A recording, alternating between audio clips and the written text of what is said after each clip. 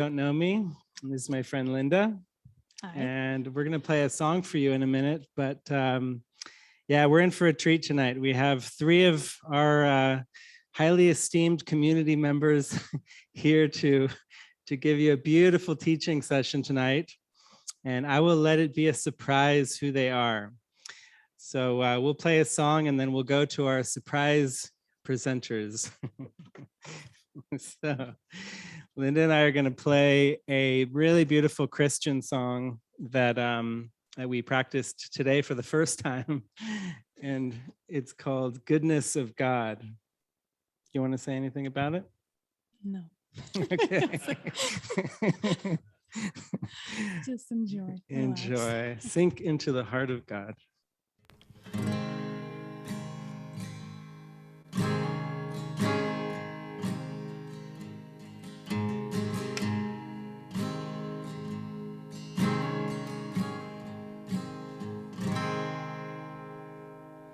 I love you, Lord, for your mercy never fails me. All my days I've been held in your hands. From the moment that I wake up until I lay my head, oh, I will sing of the goodness of God. 'Cause all my life you have been faithful, and all my life you have been so, so good. With every breath that I am able, oh, I will sing of the goodness of God. Love your voice. You have led me through the fire in the darkest night. You are close like no other. I've known you as a father. I've known you as a friend. And I have lived in the goodness of God. 'Cause all my life you have been faithful, and all my life you have been so, so good. With every breath that I am able, oh, I will sing of the goodness of God. 'Cause you're good.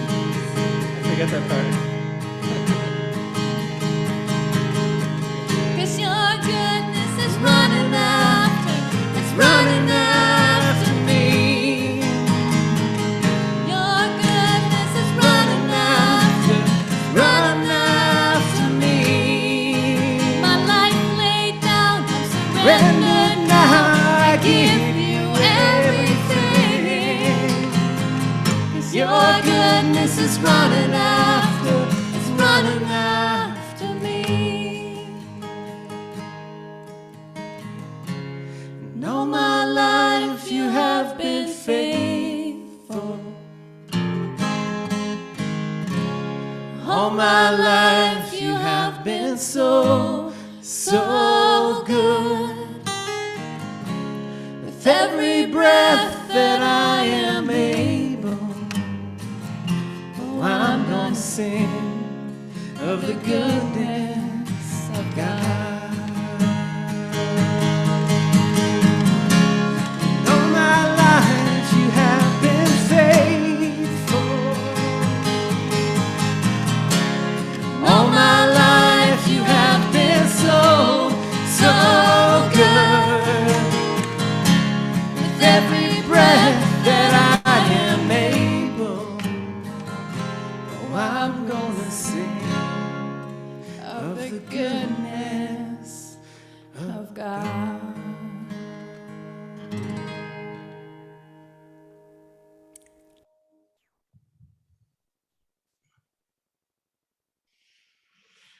Okay, over to our surprise guests now.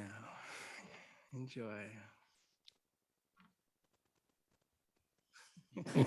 Hi. Hi, everyone. So beautiful to see you all, to see your smiling faces. We're so honored. Yeah. Yeah. And thanks to Eric and Linda. What a beautiful song. That was beautiful. Yeah, Thank very you. touching. That was really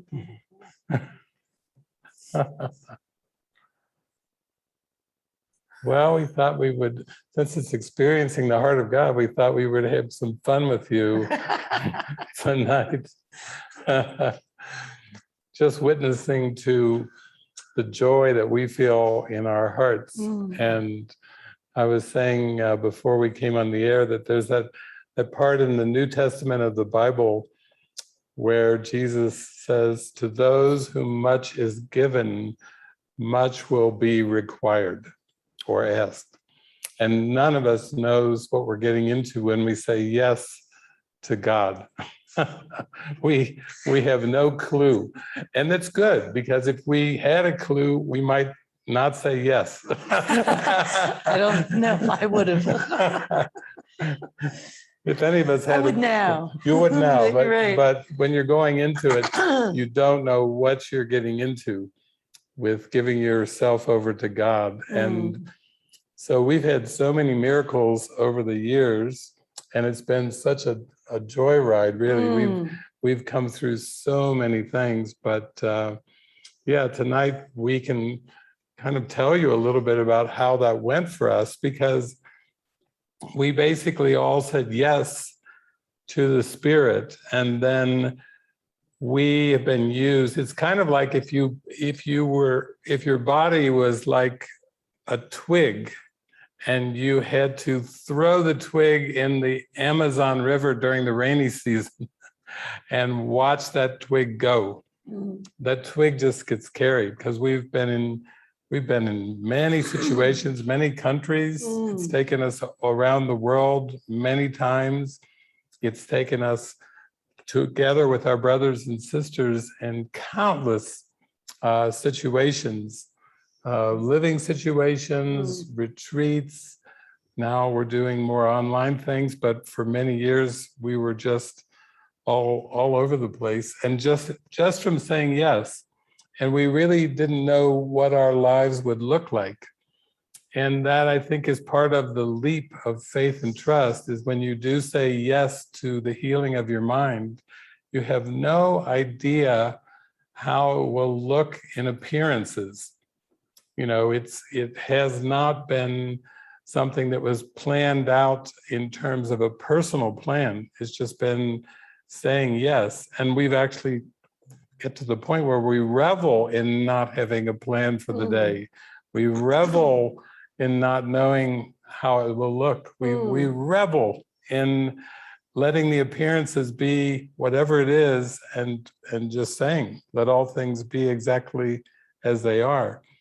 So what a treat that it's so much fun to have you both. It feels like a real honor. Thank you, David. We're thrilled. Yeah. It's really beautiful. Well, you know, and it's God's plan, not our plan. Yeah. So it's like opening up every day, just kind of watching it unfold in front of us in this divine, I mean, even sitting here today, it's like, my word, to think about all the things that, you know, and all the places that we've been, but his plan has been so glorious. It's a glorious plan. Yeah, I was just, you know, sometimes I was thinking about the very early parables of David, and I was always thinking, you know, it seems like now we get into a momentum, you know, we come together, we're sharing it, but it felt like when you first started, when you said to Jesus, it was absolutely no reference point whatsoever, and it was just listen and follow whatever the instruction was, wherever you go. And that was, you know, it's just really, really opening, you know, you just have such an open mind. And I even just started to think of even Kirsten's there in the monastery. When she first came to join David, she just had head injuries, and then she met David, and all the people around her started to ask her, "You coming to the monastery?" And she had zero reference points, like what? But that was, how ready we can feel in mind. It was like, okay, there is a inner prompt, or there is a prompt. Then all that I have to do is just to throw myself into this yes. And from that point on, the prompt's just gonna keep rolling in front of your face. But it takes us to basically say, okay, I have never planned this. I have no reference point. And this is where it started, really. Yeah, it's not like there's some kind of a program where you just have to plug into, like if you were going to a university, or if you were going to a job and you were given the job, the curriculum is forgiveness, but the curriculum is an experience, this moment. And as the script goes, it's like you feel like you're being carried along, and you just have this strong feeling of the direction you're to move in. But it's kind of like having your whole earthly life turn into improv. It's like we're doing improv for Jesus, where it's like we all show up and it's like, okay, ready? Okay. And then as they were sharing this morning so beautifully, when you have a sense of giving and sharing, when you were answering Vanessa, like, can I just go to Jesus, or do I have to tell my brother, my sister? We started to get comfortable at just sharing what we were hearing. And it just seems like we all jumped in the river together. And then before you know it, we're hearing the same voice. And we're doing a lot of nodding and yes, yes, yes. We're happy. We're being carried. It's as if all the decisions are being made. You were making it in reference to Burnt, how it seems to be just unfolding now very rapidly. But it's not like there's a personal will or personal control that's leading the way.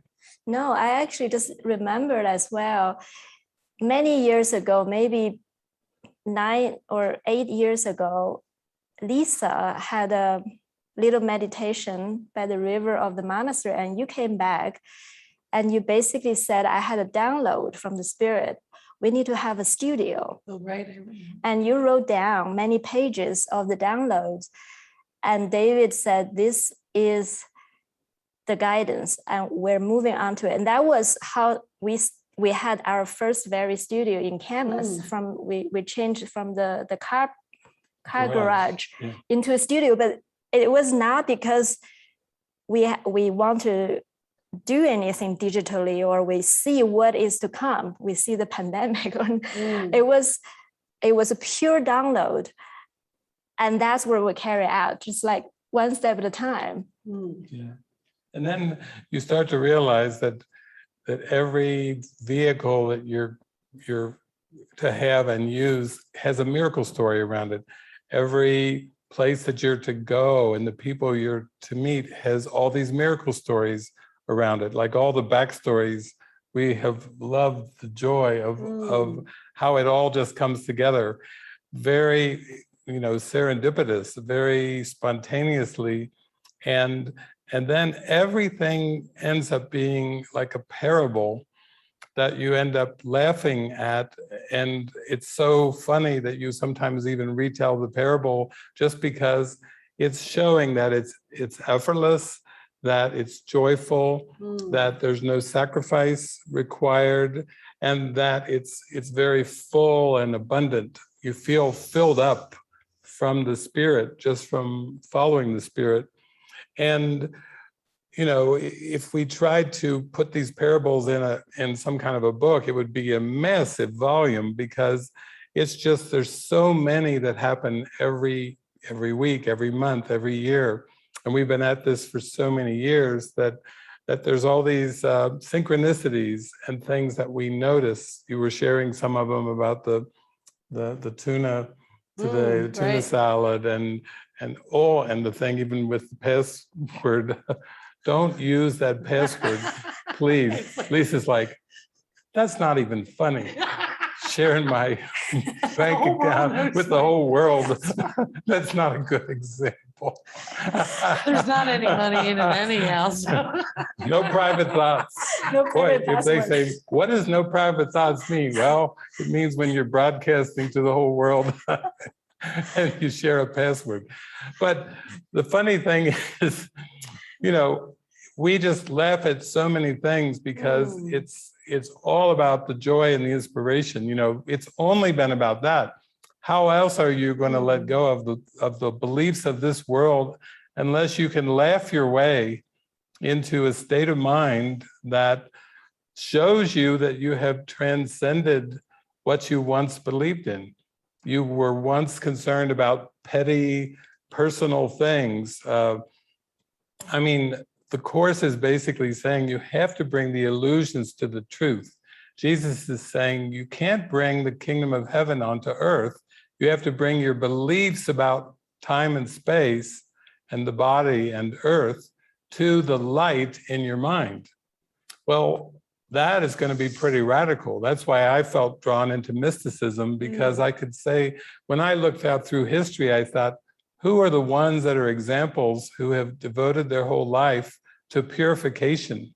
Not the ones that tried to fit in to society, not the ones that tried to fit into some kind of a self-concept, but those who are willing to give over every scrap of their self-image and self-concept to the light in kind of a transformation where the concepts start to disappear into an experience. And we've all had quite a few mystical experiences peppered all the way through our journeys. And those really let us know that we're on the right track, because they're so inspiring, Right. I guess is the word that comes to me. It's amazing. It's just been amazing. I don't know why I'm thinking about the first time that I met you, because I was thinking how I was so excited to meet you. And I was, I ran up after the gathering and I just jumped up. And I said, oh my God, I said, you're doing exactly what I want to do. Exactly what I want to do. And then you said, come on, let's go. And I was like, whoa. And you really meant it. Yeah. Like drop everything and like, come on, let's go. But I just feel for myself, true, like just an honor for your commitment, David. I really want to say that. I mean, we could talk about the parables. I was thinking about that and sharing with that at La Casa, just your commitment has been such a demonstration, a complete demonstration for all of us, to commit to forgiveness and to commit to this path and, just non-compromise. And just showing us how to do it, really. And just us being able to practice that. I don't know, just such an honor to have had that demonstration from you is really a gift. Yeah, well, they always say, be careful what you pray for. I know. And you were saying this morning, that you were praying for a mighty companion, or as they say in Australia, a mighty mate to show up. And we have, and the thing is, I didn't even know what I was getting into, but I know I immersed myself in the Course for like 5 years and using it like an oracle and going deeper and deeper. And then I had my revelatory experiences, and everything started to get surreal and mystical.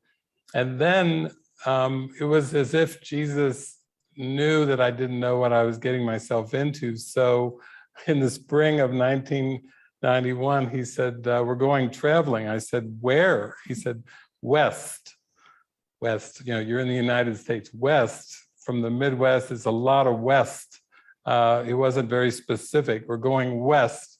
And then he takes me on a need-to-know basis, just moment by moment, day by day, not telling me anything else.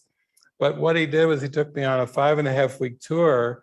And the funny thing was, I was just out there facing my fears and learning how to listen and follow, and meeting a lot of people on the trip that still are lifelong Course in Miracles. They're devoted on the path. So Jesus said, first of all, I'm going to take you to meet people who are dedicated to the path of A Course in Miracles. That was really strong because I could actually go and sit and talk to them and have breakfast with them and stay with them for some days. And they went on to be authors, teachers of the Course, longtime teachers of the Course. And yet the first trip in 1991 was just like a little demonstration, a little example, like here's how it can be. These are like some mighty companions that you can have along the way. Because without that, you can think, wow, this could be a tough journey or a lonely journey. And he was saying, oh, far from it. This is far, far from a lonely journey. So I really was grateful for that. And then of course, at one point we had a gathering at your house in Pennsylvania that people came from all over. And with Francis, we went to China. What was it, 6 or 7 times? Yeah, 6 or 7 times, where, the country you had been born, even though that was kind of water under the bridge. And for you, that was like a rebirth of seeing the country in a whole new way than you've ever seen it before. And the same with your house, that in the backyard, that turned into like a revival. So both cases. But I think that's important because we don't know what we're stepping into. We have to be convinced about the spirit, and we have to be convinced through expansions and joy. And that's how it goes. It's beautiful. Yeah, I still think, sometimes I feel like this journey is so out of the box when we started to follow the spirit. It has nothing, there's no reference point to what we can refer to according to our own plan and our own conditioning. It was so out of the box and so fun. That leads me to think I actually don't know how to have fun, because I remember when 8 of us all went to China. After our first trip, David, I, and Jason went to China, and we had so much fun. And then David said, let's bring all the people who want to go. So we have 8 of us. And I was like, in my mind, like, no, it's not going to be done. There is not going to be a crowd that big. It's too big a tour. It's not going to happen. There's nobody who's going to organize it. But it just blew my mind. It was so massive, and we had such an amazing time over there. Never in my life would I've ever thought that I would go to China. It was like, are you kidding me? I'm going to China. I remember Suzanne and me, we were out front, and you said that they're going to host 8 people. And it was about, let's be in prayer, who's supposed to go. And me and Suzanne, and we first said no. We thought, oh no, we're not going to go to China. And then we were sitting out front, and we looked at each other and we said, I think we're going to China. And so what an adventure, really such an honor too, the way that they treated us too. We came we were like the Beatles. We showed up and they had flowers for us and just this complete hosting, like we were just royalty. It was mind-blowing. Wherever we went. Yeah, the thing that I don't think people knew was we had this man over in China named Albert. And he had translated all of my writings from the internet into Mandarin. And then it proliferated all over China. So they were just sharing freely these Mandarin teachings of mine. So it's almost like that's the Trojan horse. Jesus kind of slipped the deep teachings of the Course, and it proliferated all over China. Of course, China, they have a deep tradition, even a non-dual tradition over there, like India has. So with these deep teachings and with the prerequisite of a deep tradition that have people who have followed spirituality for many centuries, that kind of ignited. And then when we went there, people came from all over China, from all parts of China, down by India, out by Tibet. They came from northern China. And when they put a panel there for 8 of us to sit in Shanghai, they had 225 people in the room, and you could hear a pin drop because they were so tuned in and so ready for these deep teachings. So that ended up being like a tour. We ended up doing tours, and we filmed a lot of things, but some of our meetings we had to meet kind of in secret because the communist government was not, openly inviting Course in Miracles groups to spring up everywhere. So we would go to secret meetings and little hush-hush meetings to share these deep teachings. There was even a woman that named Shajé who had been hearing Jesus's voice in her mind for some years, and then it mysteriously had stopped, and she had started to panic that she couldn't hear Jesus's voice anymore. And I think we met with her in Shanghai, and I joined with her and we prayed together. And then the next day she said, I can hear it again. I can hear Jesus. She's the one who, along with her partner, Nashin, organized these big tours for us. And Nashin was the first man to bring A Course in Miracles to China. And he was such an adorable sweetie. And so you start to see that Jesus just goes before you and orchestrates everything. Like we were saying earlier, you were saying how everything comes, it's all the Spirit doing it. And really the human being, the person, is not doing anything. It just appears for a while you still believe in the past, that you personally are making decisions and that you personally are doing something. And then when you start to have these vast miracle experiences, you start to realize that Jesus is not joking when he says, if you'll be a miracle worker for me, I will arrange time and space for you. As a human being, we don't even understand what that would be. Arrange time and space. What are we talking, like a prophecy? And he's saying, no, actually, every moment of every day, I am arranging time and space for your awakening. I'm giving you the maximal opportunity to forgive, to heal. And that's why in the Bible it says, all things work together for good for those who love the Lord. And then Jesus says in the Course, all things work together for good. There are no exceptions except in the ego's judgment. So nothing is ever going wrong. Nothing ever went wrong or will go wrong. It's just that we have a choice of how we look on it. We can either see it with non-judgment and embrace it while we're watching it, or the ego can start in with thinking, this should be different, that should be different. I would be happier if this happened. I wish this would happen.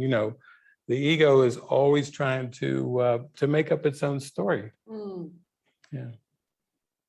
Yeah, and what's so beautiful too is that I know for myself, like every whim was met, almost like he gave us what we thought was valuable to find the valuelessness of it. Like there's nothing left for me at this moment that I desired to do. Like I did it all. And it was like so full too, just like this full, rich experience beyond my wildest dreams. I mean, even when we were at China and we were in that, remember when we were in that, they would take us to these really mystical places and like, they'd be very, very official. And there we were at this official meeting with them. And all of a sudden they said, we want to have a dance party with Lisa. And I'm like, are you kidding me? It's like, these tight, but it was like something that was like unbelievable for them to experience, because even them expressing private thoughts, they never did that either. That was so huge for them. I gave a talk in the afternoon and I said, tonight, Lisa's going to do a dance party. And if you look in her eyes and let go, you can have a glimpse of enlightenment. So and then I said, bye, Jesus. I'm going off for my nap. And then they showed up like all 250 200, people. all looking in her eyes. Like she thought, why are they looking at me that way? They were all around me. They were all staring into her eyes because of what I said before I took my siesta. And then this was also the one where they got so happy and out of control that they actually started throwing her body into the air. I missed it all. I just told her, look, I told him, look into her eyes and you'll get a glimpse of enlightenment. They danced with her. She looked in their eyes. She pointed at him. She sang, and then they threw her in the air, and she actually peed in her pants. It was really scary. Well, I feel like I have to say I got my Madonna moment. I was like, it was the most your let go miraculous moment. thing. I couldn't even believe it. All these people were like, Lisa, Lisa. I'm like, oh my word, what is happening here? And then they're like, then they were so free. They were so happy. I was playing all this like disco music, and the guy that was wearing this tight shirt, he ripped it off, and he's like, oh.